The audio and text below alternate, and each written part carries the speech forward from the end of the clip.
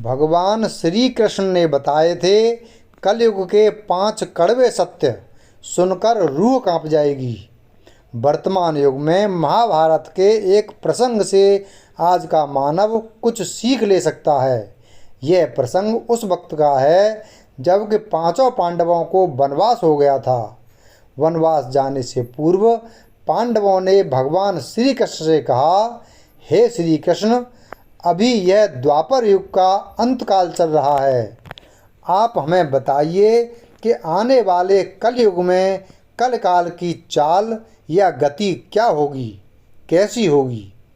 श्री कृष्ण कहते हैं, तुम 5 भाई वन में जाओ और जो कुछ भी दिखे वह आकर मुझे बताओ। मैं तुम्हें उसका प्रभाव बताऊंगा। 5 भाई वन में चले गए। वन में उन्होंने जो देखा उसको देखकर वे आश्चर्यचकित रह गए। आखिर उन्होंने वन में क्या देखा और श्री कृष्ण ने क्या जवाब दिया। सबसे पहले युधिष्ठिर ने कहा कि मैंने तो पहली बार 2 सूंड वाला हाथी देखा। यह मेरे लिए बहुत ही आश्चर्यजनक था। तब श्री कृष्ण कहते हैं, हे धर्मराज, अब तुम कलकाल की सुनो। कलयुग में ऐसे लोगों का राज्य होगा जो दोनों ओर से शोषण करेंगे, बोलेंगे कुछ और करेंगे कुछ, मन में कुछ और कर्म में कुछ। ऐसे ही लोगों का राज्य होगा। इससे तुम पहले राज्य कर लो।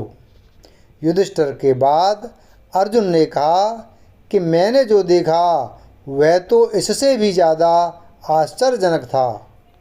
मैंने देखा कि एक पक्षी के पंखों पर वेद की ऋचाएँ लिखी हुई हैं और वह पक्षी मुर्दे का मांस खा रहा है।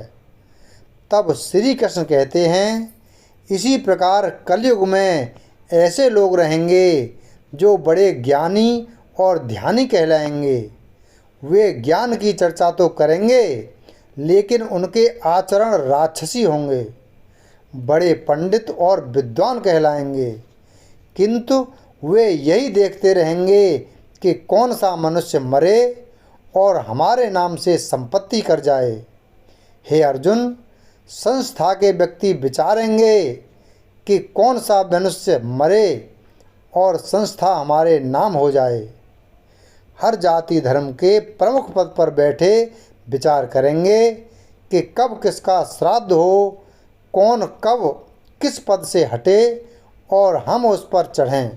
चाहे कितने भी बड़े लोग होंगे किंतु उनकी दृष्टि तो धन और पद के ऊपर ही रहेगी।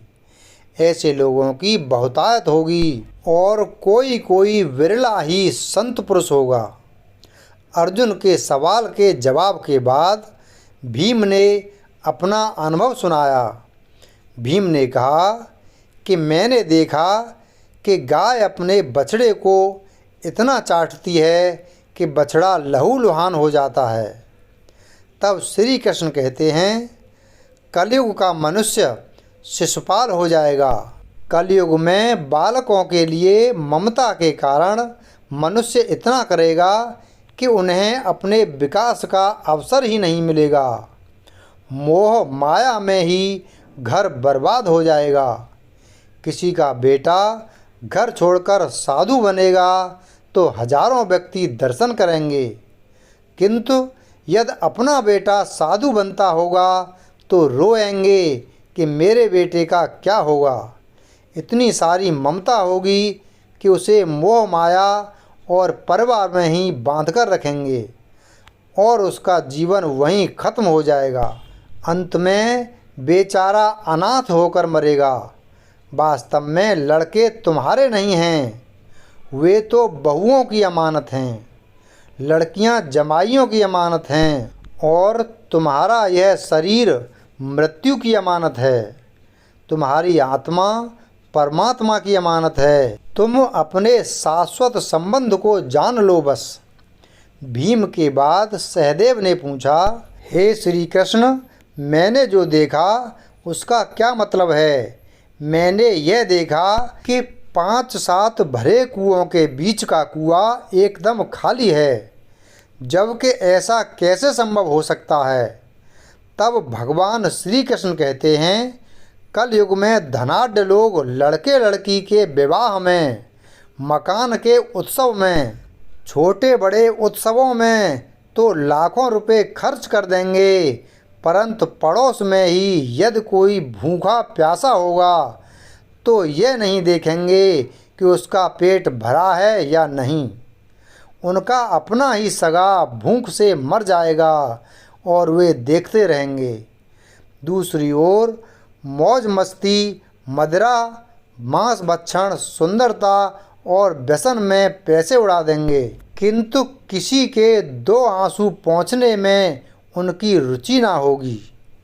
कहने का तात्पर्य यह है कि कलयुग में अन्न के भंडार होंगे, लेकिन लोग भूख से मरेंगे। सामने महलों बंगलों में ऐसो आराम चल रहे होंगे, लेकिन पास की झोंपड़ी में आदमी भूख से मर जाएगा। एक ही जगह पर असमानता अपने चरम पर होगी। सहदेव के बाद नकुल ने श्री कृष्ण को बताया कि मैंने भी एक आश्चर्य देखा। वह यह कि एक बड़ी सी चट्टान पहाड़ पर से लुढ़की। वृक्षों के तने और चट्टानें उसे रोक न पाए, किंतु एक छोटे से पौधे से टकराते ही वह चट्टान रुक गई।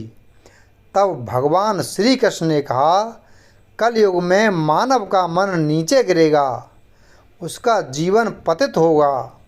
वह पतित जीवन धन की शिलाओं से नहीं रुकेगा, नहीं सत्ता के वृक्षों से रुकेगा, किंतु हरि नाम के एक छोटे से पौधे से, हरि कीर्तन के एक छोटे से पौधे से मनुष्य जीवन का पतन होना रुक जाएगा। श्रीमन नारायण नारायण हरि हरि। सतयुग में शिव, त्रेता में राम, द्वापर में श्री कृष्ण और कल काल में भगवान बुद्ध हिंदू धर्म के केंद्र में हैं। लेकिन श्री कृष्ण के धर्म को भूत, वर्तमान और भविष्य का धर्म बताया गया है। श्री कृष्ण का जीवन ही हर तरह से शिक्षा देने वाला है। महाभारत और गीता विश्व की अनुपम कृति हैं। महाभारत हिंदुओं का ही नहीं, समस्त मानव जाति का ग्रंथ है। इससे प्रत्येक मानव को एक अच्छी शिक्षा और मार्ग मिल सकता है। प्रत्येक मनुष्य को इसे पढ़ना चाहिए। महाभारत में जीवन से जुड़ा ऐसा कोई सा भी विषय नहीं है जिसका वर्णन न किया गया हो और जिसमें जीवन का कोई समाधान न होगा। महाभारत में देश, धर्म, न्याय, राजनीति, समाज, योग, युद्ध, परिवार, ज्ञान, विज्ञान, अध्यात्म, तकनीकी आदि समस्त विषयों का वर्णन मिलेगा। वीडियो अगर पसंद आया हो तो वीडियो को लाइक करें, चैनल को सब्सक्राइब करें और बेल आइकन प्रेस करें। धन्यवाद।